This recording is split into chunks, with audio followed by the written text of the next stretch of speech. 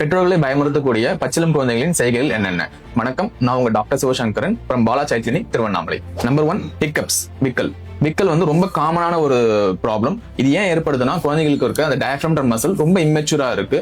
இதனால குழந்தைகளுக்கு வந்து எந்த ஒரு வலியோ இல்ல மூச்சு திணறலோ ஏற்பட வாய்ப்பு இல்லை. நம்பர் 2, ஸ்னீசிங், தும்பல். இது வந்து மூச்சு குழாயை கிளியர் பண்ற ஒரு நார்மலான செயல் தான். இதனால வந்து குழந்தைக்கு சளி பிடிச்சிருக்குன்னு எந்த ஒரு பயம் வேண்டாம். Number 3, noisy breathing. பெரும்பாலான அம்மாக்கள் வந்து கம்ப்ளைண்ட் பண்றது என்ன, குழந்தைகளுக்கு வந்து மூச்சு விடும் போது கரு சவுண்ட் வருதுன்னு சொல்லுவாங்க. இதுவும் ரொம்ப சகஜமான ஒரு விஷயம் தான். இது குழந்தை ஒன்ஸ் பெருசானாங்கன்னா அதுவுமே மறைஞ்சு போயிடும். இதனால வந்து எந்த ஒரு ஆபத்தும் குழந்தைக்கு இல்ல. Number 4, regurgitation. குழந்தைக்கு யூஸ்வலா பால் கொடுத்த உடனே குழந்தை வந்து கொஞ்ச அளவுக்கு பாலை கக்குறாங்க அப்படின்னு வந்து அம்மாக்கள் வந்து கம்ப்ளைண்ட் பண்ணுவாங்க. இது ஏன் ஏற்படுதுன்னா, உணவு குழாய்க்கும் வயிறுக்கும் இருக்கிற இடையில இருக்கிற வேலோட இம்மெச்சூரிட்டி தான்.